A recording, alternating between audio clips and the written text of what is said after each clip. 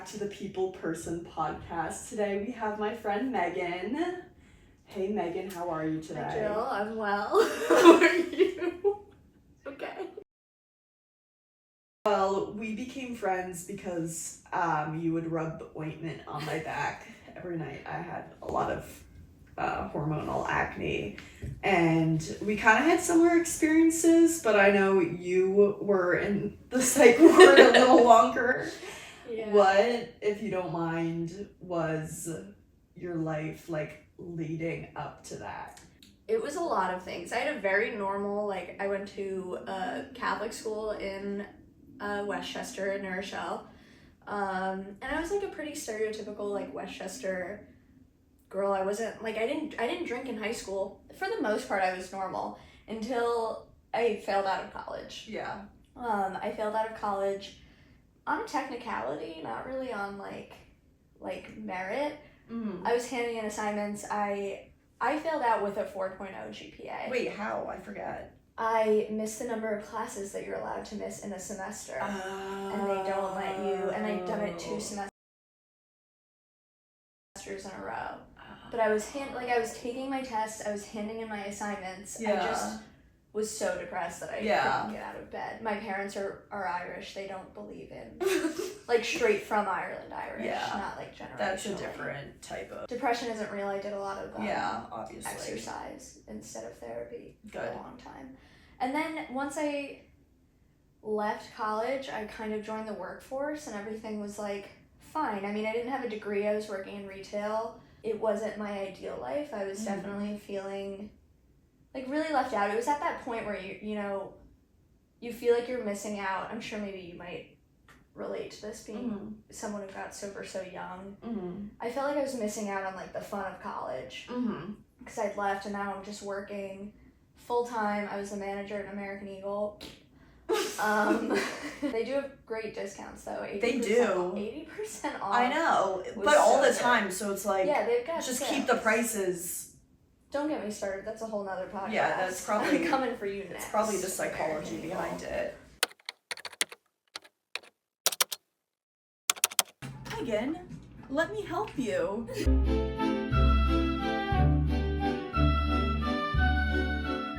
Megan, you have to try these new cleaning products I got. It's Koala Eco, plant-based, biodegradable formula. Yeah, so just click the link down below. I just felt like I was missing out on a lot of things. I wasn't happy, but I wasn't miserable or anything. I was living with my grandparents in New Rochelle. I do not have a good relationship with my parents. After leaving college, that's where things really...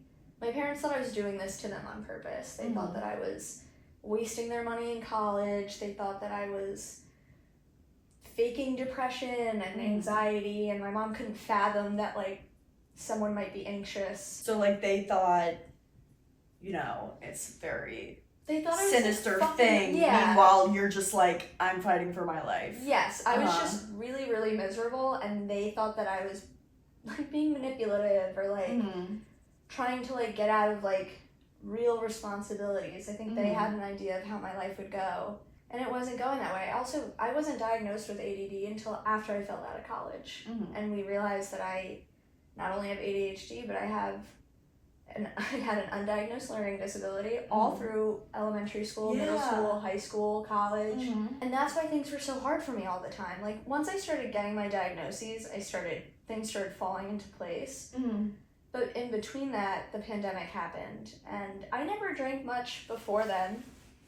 I would drink maybe once or twice a month, maybe, and I never drank appropriately. I wasn't drinking often, but I was drinking a lot. Yeah. I moved to Brooklyn, and that's where my life starts to get a little blurry. I start drinking a lot.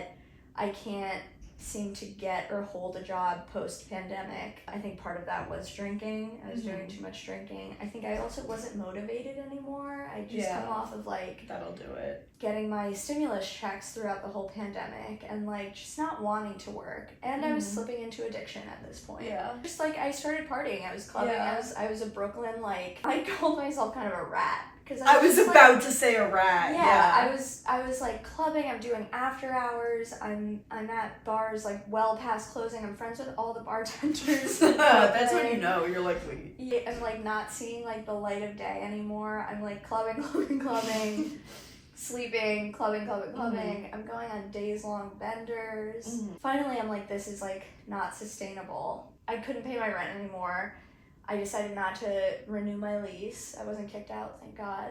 And I moved in with someone that I met from a bar. Like, just one of the randoms that I would see at the bar that I hung out at a lot. From there, that's where I lose a lot. That's where I lose a lot. That's okay. What do you remember, like, I would say, like, weeks leading up? Because I know for me, whenever the multiple times I'd get sent to the loony bin, it would be, like, Wendy's, laying in bed, sleeping, crying, not being a human being. So it was pretty much a lot of that. I had gotten dumped by a girl that I thought I was going to marry, but that's just because I'm gay and I think everyone that I date is the love of my life. So I got dumped and I decided, you know, for my mental health I should go back to my grandparents' house because I needed some kind of safety. My grandparents were almost like my parents for a while. Grammy is sober 16 years. I'm gonna tag you, Grammy. Grammy, nice work. Keep it off. Sound off Grammy in the comments. Show Grammy some love. I was really drunk all the time. Yeah. My girlfriend broke up with me because I was drunk and lying to her and doing sex work and lying to her. I don't think I left my room at my grandparents' house for something like 8 days straight. I was wearing the same clothes. I was cutting my hair like every maybe 4 hours. I was like, this is not working for me. I was trying to learn a line dance. Like if you were to take a camera and like zoom in on my grandparents' house the day I was supposed to go to the psych ward, you would see me screaming at my mother, who's telling me, we have to go to the flight. My psych ward was in Utah. And me telling my mom, no, I'm so close, I almost have it. That did your boots stop working? Oh, yes, it's not a hard dance, I just couldn't do it. In Arizona, they had one bar that was like the line dancing bar. Yeah. I loved, obviously, to drink and party, but like that, you could barely get me over there. I want to know how to dance so bad. I the other day I tried to teach myself a line dance and I got worried that it was just indicative of me going back to the psych ward. Like an OCD thing, you're like, wait, if I learn a line dance, I'm going to be in the psych ward within a couple days. Alright, well, after our roommate situation, you worked at a vintage store in Soho, and that to me is like a unique experience. Could you give us the inside scoop on what it's like working at one of those cool, like trendy, my generation, everybody like competes for Chanel, whatever it is? First of all, vintage shopping in the city, it's not good. I worked for a store that has 2 locations, both in the Lower East Side. They're about a 15-minute walk from each other. You guys can probably figure out who they are. They sell a lot of Shein stuff. No! There's not enough vetting going on. The prices, the way they do pricing, you can say it's based on demand and whatever. Yeah. It's based on whatever they feel like. I know. We sold a shirt that truly is going to fall apart in maybe a couple of weeks because after a while, t-shirts are just going to fall apart. T-shirts do fall apart. I have a t-shirt that I've been wearing since 2002. That's on its last legs. You're not going to get a shirt from the 70s. Like, I don't know, but it's overpriced. The people who work there are not cool. I was going to say. Cool. We were told in our training that we're supposed to act like we're better than people. And act like we're cooler. That's the vibe I get, and I'm just like... We're told to behave like that. And alright. I don't think it's nice. They tend to value certain people over other people who they think are going to spend a lot of money. In sobriety, I've been trying to be more authentic, and that's not an authentic place to work. Yeah. You're faking all the time. You're pretending to be cool all the time when you're not. I think frankly, some of the reason I think that I lost my job was because I wasn't that cool about celebrities coming. Or like if Chapel Roan's walking in the door. I'd be like, I want to take my lunch break. That's what I'm saying. And I did run across the street. I was the manager. I did run across the street one day because I saw Maddie Healy and Gabriette, his girlfriend. Well, I remember you saying how a lot of my generation, Gen Z, worked there, and we've talked about this. Gen Z makes everything feel like everyone guilts each other into thinking everything is embarrassing. Oh my god. How are you gonna live your life? How you guys even exist. I don't know. Like, nobody does. Everything is embarrassing. It's everything. Like, everything is embarrassing. Everything's cringe. Being nonchalant seems to be like that's the thing. I don't know why. I don't either. I think it's attractive the time's gonna pass anyway. The time is gonna pass if you're nonchalant or not. Who is it for? Do you feel happy? Like, we're so mean to each other. Like, we're so quick to judge like even our friends, I think. And it's I'm saying our, like I'm in this generation, I'm not, sorry. Get out, you're not nonchalant enough. You've helped me realize this too. Not realize this, but realize how abnormal it is to make people feel like embarrassed about creativity. Just doing something that they care about, being maybe cringe, doing something they care about, and how Gen Z has mostly been like, oh, that's weird, that's cringe, and it's like, you've helped me realize how like weird that is, because I think it is weird. Just say you're boring and move on. Just say you don't. Say you like. You don't have it in you. Yeah. Like, I don't know. For me, if my friend is trying to do something creatively, I'm just going to support it. Yeah. Like, it just is. It doesn't make sense to me to like. My friends have done embarrassing things all the time. Like this. I actually think this is kind of cool.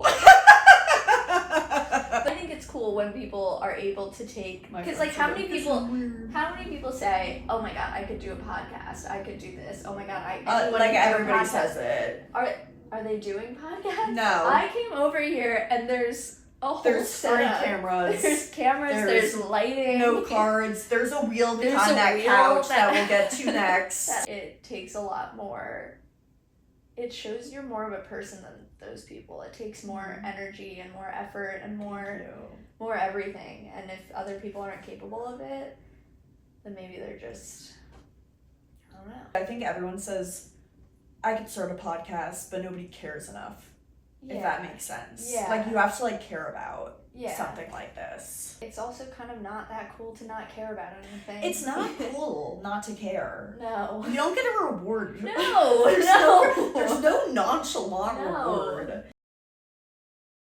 Something that we bond over that was making me laugh really hard the other night is our OCD. And we were talking about our quirks. I don't even know what mental disorder this is, but like not being able to relax. No, this isn't even OCD. This is like neurotic behavior. I think all of it is really a true combination of everything. But we can't sit still. And I was talking about how, what was I? I was saying how when I read, I have to underline and highlight. And then there was something else that I was saying that made you laugh. Yeah, maybe. Oh my god, no, it's not. You just write notes. Oh.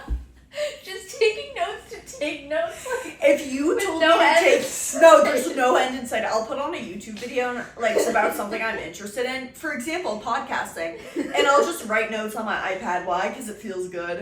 But if you were like, you're in a podcasting class and you need to take notes, I'd be like, no, I don't. I'd be like, no, I don't. I actually took a podcasting class in college and... I submitted my project 2 weeks late. It was a 6-week course. I submitted it 2 weeks late. It was half the time it was supposed to be. It also didn't have any of the things it was supposed to. I got an A. Interviewing random people. I think I had Dutch Bros. And what is Dutch Bros? It's like a coffee place on the West Coast. And I interviewed him, and then once a week I would see him, and when I first interviewed him, I said, yeah, this is a couple days late. And he's like, oh, you better do that. a week later I came by. I go, yep, I still haven't submitted it. He goes, oh, I hope like that's gonna be okay. A couple weeks pass. I'm like, yeah, so I like just submitted it.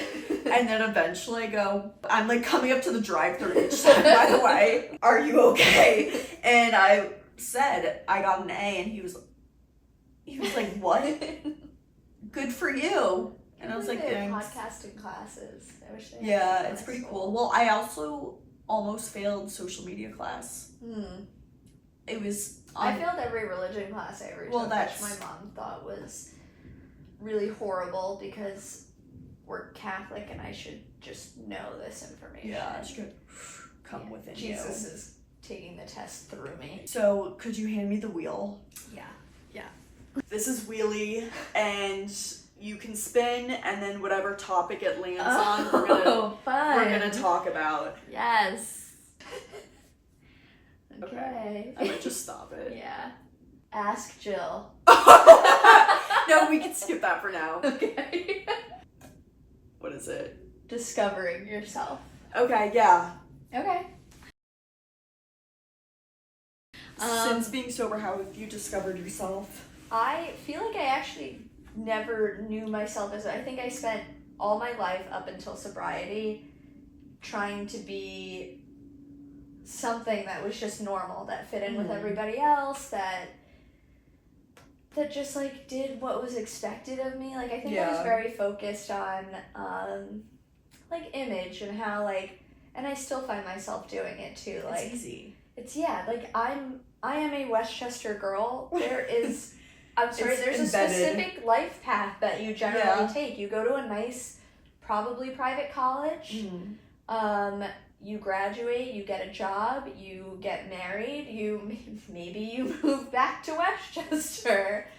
And I'm not, no hate. I've heard. No hate, but I would hate that. I would hate that. I've actually heard several of my high school friends have chosen that path, and that's wonderful.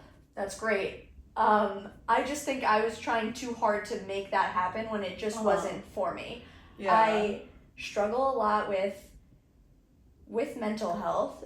School was hard. All of these things are just hard, and I kept trying to force myself to do those things.